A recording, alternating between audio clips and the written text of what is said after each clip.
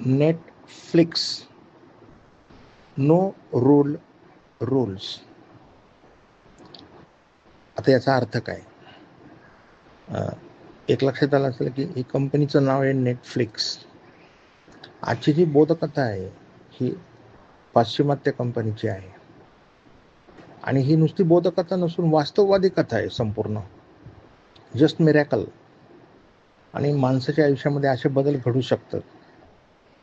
अहंकारामुळे माणसाचं काय नुकसान होतं आणि त्याच्यावर कशी मात करायची, जीवनाचा मार्ग कोणता आहे, याच्यावर प्रकाश टाकणारी ही कथा आहे आणि वास्तववादी कथा आहे, घडलेली कथा आहे, त्याच्यामध्ये खोटं काही नाही आहे. Netflix is an American media company founded in 1997. Netflix offers a wide variety of movies, TV shows, and original content available on demand to subscribers worldwide. अशा प्रकारचा व्यवसाय या कंपनीचा आहे. कंपनीमध्ये जरा हेवे दावे निर्माण होतात, कामगारांमध्ये मतभेद होतात, मॅनेजमेंटचं आणि कामगारांचं काही जमत नाही आणि कंपनी दिवाळखोर म्हणून जाहीर केली जाते. मग आता सगळेच लोक अहंकारी असतात, विकून टाका म्हणतात ही कंपनी. मग कंपनी बँकरप्ट झाल्यानंतर विकायला काढतात. नेटफ्लिक्स कंपनी अमेरिकेतली. मग आता कंपनी कोणी विकत घेत नाही, बरेच दिवस जातात. मग आता सगळे लोक परत एकत्र येतात. आता कंपनी बंद झालेली असते, रोजीचा प्रश्न पण निर्माण होतो, प्रेस्टिज पॉईंट पण निर्माण होतो. करायचं काय नाही का, माणसाला काम पाहिजे. मग ते सगळे एकत्र येतात आणि म्हणतात की बाबा आता कंपनी तर काय विकली जात नाही, हे क्लिअर झालेलं आहे, तर आपणच बघू म्हणले काय त्याच्यामध्ये चुका आहेत, काय करता येईल का, म्हणून ते एकत्र एकदा त्या ठिकाणी त्यांची सभा आयोजित करतात, कामगार आणि मॅनेजमेंटचे लोक. ही जी बंद पडलेली नेटफ्लिक्स कंपनी असते त्याचे कामगार आणि मॅनेजमेंट प्रशासक एकत्र येतात आणि बघू म्हणले आपण काही चुका सुधारता येतील का, कंपनी परत चालू करता येईल का, कसं ब्रेक इव्हन पॉईंटला वगैरे असं काहीतरी करूयात. तर कामगारांच्या बाजूने पहिला प्रस्ताव असा येतो की आपल्याला जर कंपनी चालू करायची असेल तर मेन म्हणजे ना, ही कंपनी नाही, ह्याचं प्रॉडक्ट मार्केटमध्ये विकलं जात असतं, त्याला डिमांड असते नाही तरी कंपनी बंद पडते. आपल्याकडे एक उदाहरण होतं बघा, स्वस्तिक रबर प्रोडक्ट्स. ह्या कंपनीच्या प्रॉडक्टला मार्केटमध्ये डिमांड होतं आणि कंपनी बंद पडली. इंटरनल हेवे दावे. आता म्हणे आपल्या प्रॉडक्टला डिमांड आहे, तर आपण कामगार असा प्रस्ताव सादर करतात की बघ आता एवी तेवी काही पगार नाही, तर आम्हाला तुम्ही 70% पेमेंट द्या, असं मॅनेजमेंटला सांगतात. आम्ही 70% पेमेंट घेतो आणि कामावर येतो आणि या अपरोक्ष या उलट अजून 2 तास जास्तीचं काम करतो, त्याचे तुम्ही आम्हाला पैसे नका देऊ. ह्याचा परिणाम असा होईल की कॉस्ट प्राईस आपली कमी होईल प्रोडक्शनची आणि मग सेलिंग प्राईस कमी ठेवता येईल आणि आपल्या प्रोडक्टला डिमांड असेल, म्हणजे आपली कंपनी चालू होईल परत. प्रशासनाला हा निर्णय आवडतो की बरोबर आहे, कामगार म्हणतात ते बरोबर आहे.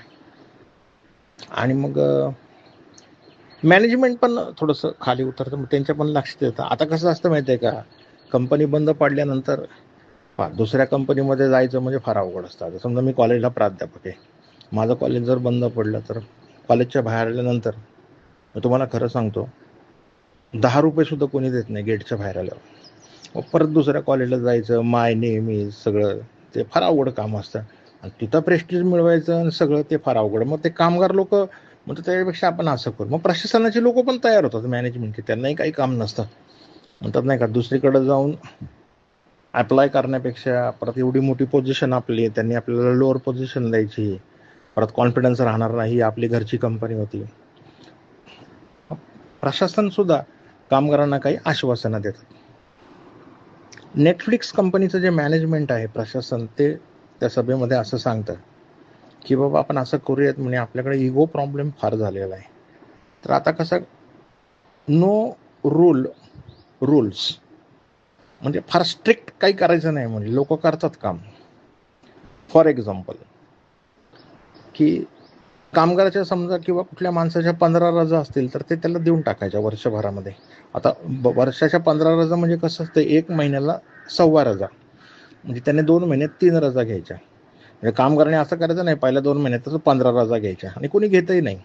अडचण असेल तर 300 जागी 5 होतात. तर त्याला 15 रजा आहेत ना वर्षभराच्या, त्याला देऊन टाकायच्या, विचारायचं नाही कारण. त्याला अर्ज दिला की लगेच रजा मंजूर करून टाकायची. त्याला अजिबात असं वाटलं नाही पाहिजे मी अर्ज घेऊन जाऊ का नको. एकदम खुलं वातावरण ठेवायचं आणि 15 झाल्यावर तो रजा मागणार पण नाही. मग आपण उभं राहायचं तिथं, तो नसताना मॅनेजमेंट उभं राहील, पण त्याला रजा देऊन टाकायची. त्याला म्हणजे भीतीमुक्त करायचं. आणि दुसरी गोष्ट, कंपनीचं काम आहे. समजा फॉर एक्झाम्पल आता इथलं उदाहरण आहे, पुण्यातली कंपनी, आणि पुण्यातनं तो माणूस मुंबईला गेला आणि असं ठरलेलं आहे की त्याला दिवसभराच्या कामासाठी 1,500 रुपये द्यायचे. मग त्याला विचारायचं नाही तो बिस्लरी वॉटर पिला का, कॉफी पिली का, कोल्ड कॉफी पिली का. तो पुण्यावरून मुंबईला गेला आणि परत आला की त्याला 1,500 रुपये देऊन टाकायचे. बारीक बघायचं नाही. 1500 जागी 1600 झाले तरी देऊन टाकायचे. पण त्यांनी जर 2,000 बिल दिलं, 2,500 बिल दिलं, तर त्याला काहीतरी कारण काढून कामावरनं काढून टाकायचा. कारण हा लबाड माणूस आहे, हा आपली यंत्रणा उद्ध्वस्त करतोय, कारण हा खोटा माणूस आहे. असं केलं त्यांनी मॅनेजमेंटमध्ये आणि एक विश्वास दिला सगळ्यांना की काही नाही, नो रूल्स. मोकळं वातावरण करून टाकलं एकदम कंपनीतलं. आणि त्याच्यामुळे त्या कंपनीचं प्रोडक्शन सुरू झालं आणि प्रोडक्शन मार्केटमध्ये मोठ्या प्रमाणावर विकायला सुरुवात झाली. नेटफ्लिक्स कंपनीचं प्रोडक्शनला मार्केटमध्ये डिमांड होतीच. कॉस्ट प्राईस कमी झाल्यामुळे सेलिंग प्राईस कमी झाली आणि मार्केटमध्ये ही बातमी पसरली आणि मोठ्या मोठ्या ऑर्डर्स मिळाल्या कंपनीला आणि मग पैसा जमा झाला त्यांच्याकडं. मग प्रशासनाने असा निर्णय घेतला की आता हे जे पैसे आहेत ते आपण काय करू, ज्या कामगारांनी 70% अमाऊंट स्वीकारली होती, म्हणजे 100 रुपये पगार असेल तर 70 रुपयेच पगार घेतला, त्यांचे राहिलेले 30 रुपये रेमिटन्स देऊन टाकू, ॲरियर्स त्यांना, सगळ्या कामगारांना, मॅनेजमेंटला आणि सगळ्या लोकांना. मग ते तसं करतात. परत कालांतराने थोडा अजून फायदा जास्त होतो. म्हणजे आता ज्या लोकांनी 2 तास जास्त काम केलेलं आहे त्यांना बोनस देऊन टाका, म्हणे डबल रेटने. मॅनेजमेंटला पण पैसे देऊन टाका आणि मग ती कंपनी फार स्पीडमध्ये चालू पडते. मोठ्या प्रमाणावर प्रॉफिट अर्निंग्स वाढत जातात. कंपनीतलं वातावरण फार एकोप्याचं राहतं. अहंकाराला कोणी पुष्टी देत नाही. माणसाचा अहंकार फार नुकसान करतो मित्रांनो. घरातलं किंवा ऑफिसमधलं वातावरण जर चांगलं असेल ना तर काम फार जोमाने होतं. आणि कंपनीला आता एवढा फायदा होतोय की ही कंपनी नेटवर्कमध्ये, त्यांच्या प्रोफेशनमध्ये, नेटफ्लिक्स ही कंपनी जगामध्ये 6व्या क्रमांकावर काम करते. इतकी पुढे गेली ही कंपनी.